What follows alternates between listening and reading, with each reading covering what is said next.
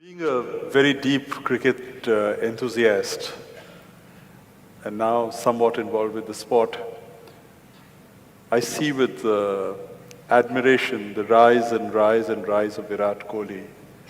I see his energy on the field, I see his energy off the field.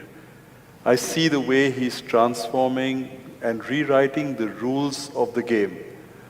The T20 format, 140 to 160 was par score. He's redefined it. Now 190 is subpar.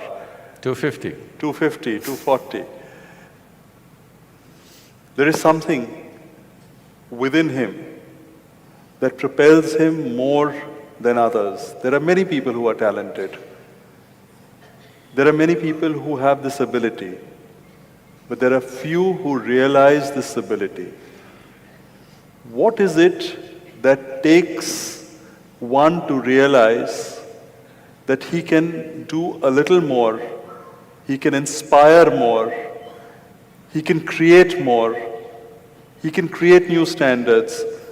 Is there something from within or is it something from outside? What is it? I've also been watching Virat Kohli with interest because I've seen every great batsman in the last 40–45 years.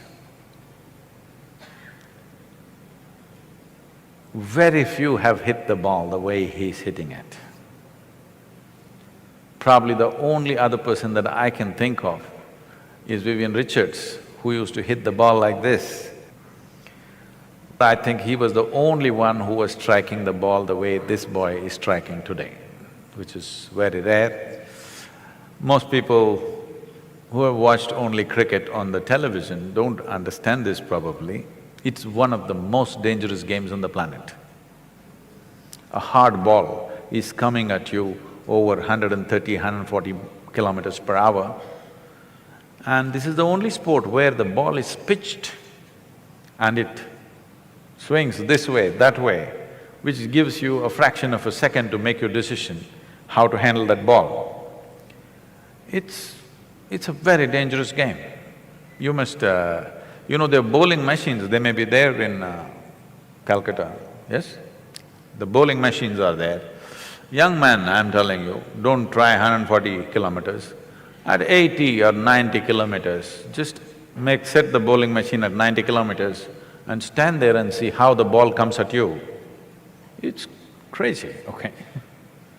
So every ball is different, the way it's coming at you, so it needs to be handled. Everybody who's there, we must understand, is very good. They may look clumsy, they may get out for zero, but they're very good with what they're doing. But somebody stands out like this.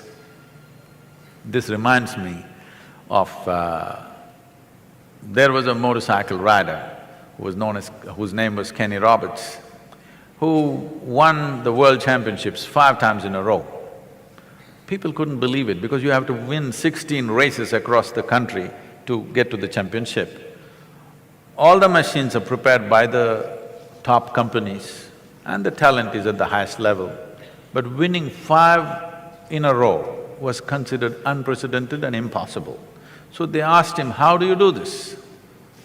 So he said, I go out of control with control. I understand that very well.